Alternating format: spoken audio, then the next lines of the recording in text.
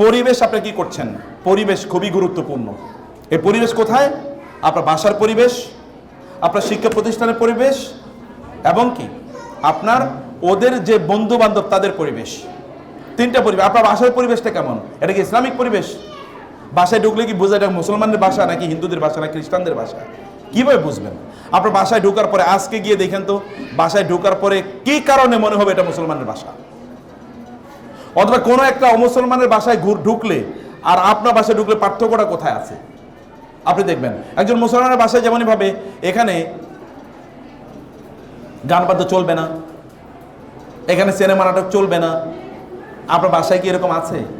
বরং টেলিভিশনগুলো কিভাবে ধ্বংস করে দিচ্ছে আপনি জানেন না। টেলিভিশন দুটো কেবল ইম্প্যাক্টের কথা বলি, এর মধ্যে একটা ইম্প্যাক্ট হলো টেলিভিশন এর মাধ্যমে আমাদের সন্তানদের আইডেন্টিটি তারা লস করেন। কিভাবে আইডেন্টিটি লস করেন? আপনারা দেখেন কোনো এক সময় এই যে বাচ্চারা, আমাদের বাচ্চারা, ওরা দেখবেন তিনটা ভাষা খুব ভালো করে জানে। একটা কি বলেন না আপনারা? এক নম্বর হলো হিন্দি, দুই নম্বর কি ইংরেজি, তিন নম্বর হলো বাংলা। বাংলা মোটামুটি বলে আর কি, কিন্তু এর চেয়ে বেশি ভালো জানে। তাহলে এই ভাষা কোত্থেকে শিখলো?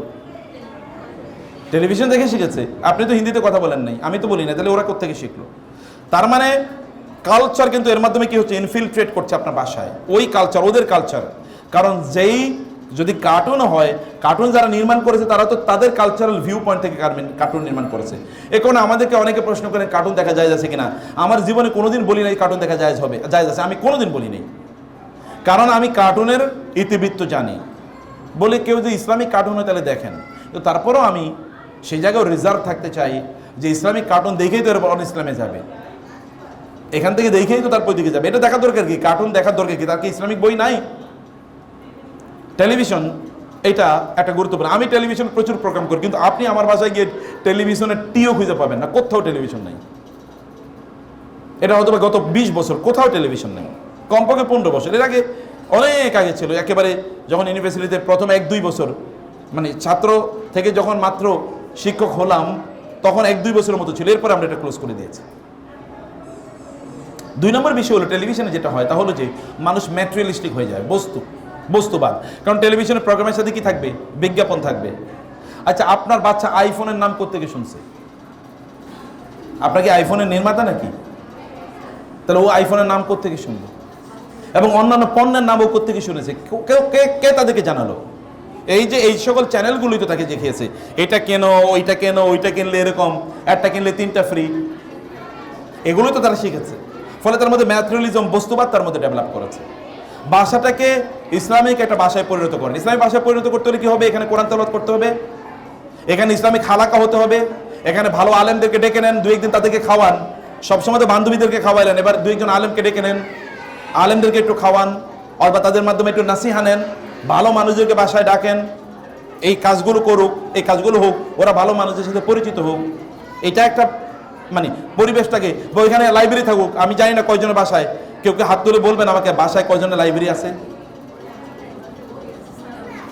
বই আছে, লাইব্রেরি নাই। শোকেজ আছে কার কার বাসায়? এমনকি আর হাত তোলার প্রয়োজন আছে? এটা তো বিল্ট ইন, এটা তো থাকবেই। কিন্তু দেখবেন ইসলামিক বই নাই, বা আপনার একটা লাইব্রেরি কেন থাকলো না বাসায়? একটা বুক সেলফ তো এভরিওয়্যার ইট ইজ অ্যাভেলেবল, একটা বুক সেলফ কিনে নিয়ে আসেন, এখানে বই থাকো। আমার বাসায় প্রত্যেকটা বাচ্চার মাথার উপরের বুক সেলফ আছে, প্রত্যেকটা বাচ্চা, এটা মাস্ট, এটা করতেই হবে। তার ওইখানে বিভিন্ন তার একাডেমিক বই এবং তার ইসলামিক বই, এটা তার এটা তার লাইব্রেরি, পার্সোনাল লাইব্রেরি, এটা তার পার্সোনাল লাইব্রেরি, এটা তার পার্সোনাল লাইব্রেরি। কতটুকু পড়ে that is a different issue, কিন্তু এটা তার আছে। কমপক্ষে বইগুলো চিনলো, আমরা ইসলামকে ভালোবাসি, এটা একটা টোকেন। বাসায় সালাত মানে নামাজ, নফল নামাজগুলো বাসায় আদায় করা, এগুলো একটা ইসলামিক আইডেন্টিটি। এবং এরপরে যে পরিবেশ, যে স্কুল আপনি পড়াবেন, আপনার একটা রাইট স্কুল আপনি চুজ করেছেন, আলহামদুলিল্লাহ। তো তারপরেও স্কুলই ওদেরকে জান্নাতুল ফেরদাউসে নিয়ে যাবে না, স্কুলই ওদেরকে বড় ইসলামিক স্কলার বানাবে না। তাহলে তো সবাই স্কলার হতো। রাসূলের পিছনেও তো কি মুনাফিকদের মধ্যে সবচেয়ে বড় মুনাফিক রাসূলের পিছনে ছিল না? রাসূল ইসলামের পেছনে তো ছিল মুনাফিক আব্দুল্লাহ ইবনে উবাই ইবনে সালুল। অতএব আপনি কেবলমাত্র এখানে ভালো জায়গা আনলেই সব ভালো হয়ে যাবে এরকম মনে করার কারণ নাই। আপনাদেরকে সতর্ক থাকতে হবে এগুলো নিয়ে। আমি আপনাদেরকে বলবো, বোনেরা, বাজারে যাবেন, সুন্দর সুন্দর বই আছে, বিলিভ মি। আমাদের আজকে 2টা বই আছে এখানে। এটা হচ্ছে মায়েরা আসলে সোনালী যুগের এই যে বড় বড় মানে ইসলামিক স্কলার যাদের কথা বললাম, তাদের মায়েরা কিভাবে তাদের সন্তানদেরকে লালন পালন করেছেন তার উপর একটা বই। আর একটা হলো গোটা জীবন জুড়ে নাসিহা দরকার আমাদের, কোন পদ্ধতিতে আমাদের জীবনটা পরিচালনা করব। দুটো বই আপনারা নিয়ে যাবেন, এটা মাস্ট রিড।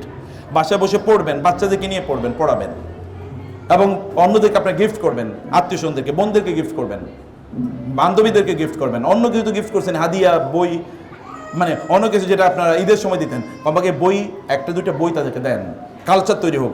আমি আমার জীবনে দেখেছি বাংলাদেশের একজন বড় ইসলামী ব্যাংকের প্রতিষ্ঠাতা সহ ইসলামিক ইউনিভার্সিটিগুলোর প্রতিষ্ঠাতার মধ্যে একজন, এত বড় স্কলার বাংলাদেশে খুব কম এসছে। ওনার একটা বৈশিষ্ট্য ছিল প্রচুর পরিমাণ, উনি বলতে চাচা, উনি চাচা বলতেন সবাইকে, বলে যে চাচা, আমাকে বলতে চাচা, চাচা আমি প্রতি মাসে 30-40 হাজার টাকার বই গিফট করি। আমি বললাম সুবহানাল্লাহ, সাদকায়ে জারিয়ার কি বিশাল বড় কাজ, কি বিশাল বড় সাদকায়ে জারিয়ার কাজ। বান্ধবীদেরকে বই গিফট করেন, তাদেরকে বলেন কিভাবে তারা ভালো মানুষ হবে বা তারা ভালো মানুষ কিভাবে বানাবে।